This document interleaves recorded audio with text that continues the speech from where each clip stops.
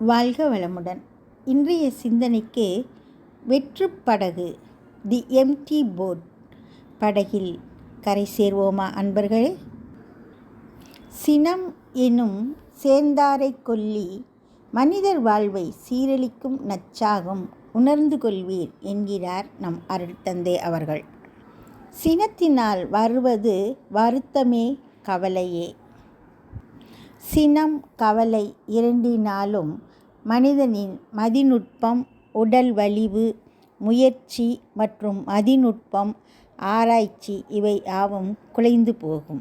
எனவே தினமும் சிறிது நேரம் இதற்கென ஒதுக்கி சிந்தித்து சீர்திருத்த வேண்டும்.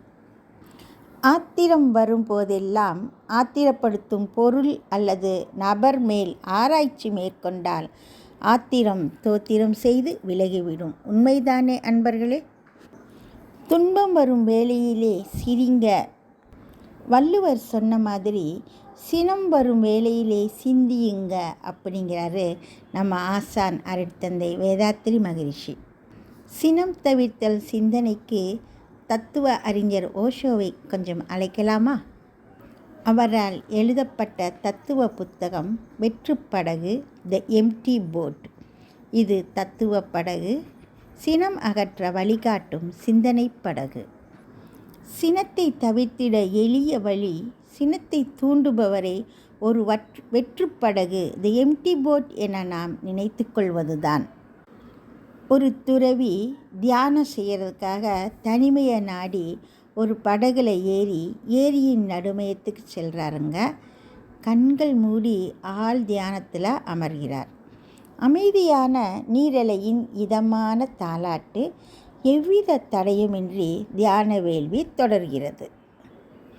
சில மணி நேரங்களுக்கு பிறகு திடீரென வேறு ஒரு படகு வந்து தமது படகின் மீது மோதுறதை உணர்றாருங்க. கண்கள் மூடி ஆழ்நிலை தியானத்தில் இருந்த போதும் இந்த மோதல் உணர்வால் அவருக்கு சினம் பீரிட்டு எழும்புது. மனமடங்க கற்றாலும் சிரமடங்க கல்லாதவர் அவர். என் செய்வது? நமது மனவளக்கலை யோக சினம் தவித்தல் அகத்தாய்வு பயிற்சியை கல்லாதவர் அவர். சரி, விட்டுவிடுவோம். அவர் சினத்தால் என்ன நிகழ்ந்தது என கவனிப்போமா? படகு இடித்து தியானம் கலைந்தவுடன் எதிரில் இருக்கும் படகின் உரிமையாளரை சுட்டெரிக்கும் கோபத்துடன் நெற்றிக்கனையும் சேர்த்து கண் விழிக்கின்றார் அத்துறவி. கண் திறந்தவுடன் கண்ட காட்சி என்ன? அது ஒரு வெற்றுப்படகு த எம்டி போட். கரை ஒதுங்கி இருந்த அந்த வெற்றுப்படகு தானாகவே காற்றின் அலையோட்டத்தில் நகர்ந்து வந்து நமது துறவியின் படகில் மோதியிருக்கிறது. கண் விழித்து பார்த்தால் எதிரில் யாருமே இல்லை. அவரது கோபக்கனல் சுட்டெரிக்க இலக்காக அங்கு ஒன்றுமே இல்லை. மூண்டெழுந்த சினம் என்னவாயிற்று? யாரை கோபப்படுவது? யார் மீது கோபம் காட்டுவது? திகைக்கின்றார். கோபத்தினை வெளிப்படுத்த ஆள் இலக்கு இல்லாத நிலையில் அக்கோபத்தின் நிலை என்ன? தன்னை உணரும் தன்மை, செல்ஃப் ரியலைசேஷன் அவருக்குள் மலர்கின்றது. எதிர்ப்பு இல்லை, தடை இல்லை, இலக்கு இல்லை என்றவுடன் கோபம் வெற்று கோபமாக மாறிவிட்டது. ஆளில்லா வெற்றுப்படகின் மீது செலுத்தப்படும் கோபம் வெட்டி வேலைதானே. துறவிக்கில் தோன்றியது சினம் ஒழிக்க நல்ல வழி.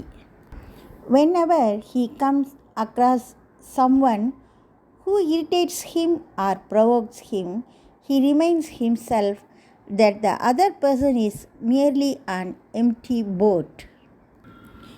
எதிரில் உள்ள படகு வெற்றுப்படகாக இல்லாமல் யாரேனும் ஒருவன் இருப்பதை பார்த்தால் படகை சரியாக ஓட்டும்படி சினத்துடன் கூச்சலிடுவோம். நாம் சொல்வதை அவர் கேட்காமல் இருந்தால் அவனை வசைமாறி பொழிய ஆரம்பித்து விடுவோம். நமது சினத்தை காண்பிக்க, வெளிப்படுத்த எதிரில் ஒருவன் இருக்கிறான் என்ற எண்ணமே நமது கோபத்தை அதிகப்படுத்தும் காரணம் ஆகும். இதுவே அந்த படகு வெறுமையாக இருந்தால் நாம் கூச்சலிட மாட்டோம், கோபப்பட மாட்டோம். நமக்குள் ஏற்படும் சினத்தை தவிர்க்க நாம் சிந்தித்து நமது செய்கையை மாற்றினால் போதும். சினமூட்டும் நபர் அல்லது பொருள் எதுவுமே நமக்கு ஒரு பொருட்டு இல்லை. அது ஒரு வெற்றுப்படகு, காலிப்படகு. சினத்தை காட்ட இயலாத, இலக்கு இல்லாத வெற்றிடம் என நாம் கொண்டால் சிறிது சிறிதாக சினம் தவிர்த்தல் பயிற்சியில் வெற்றி கொள்ளலாம்.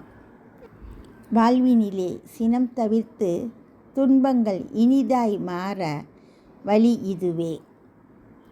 கோபமற்று இறை உணர்வுடன் நாமும் வெற்றுப்படகாக மாறி வாழ்க்கை கடலில் எளிதாக பயணித்து வாழ்வின் நோக்கத்தில் நிறைவடைவோம். வாழ்க வளமுடன்.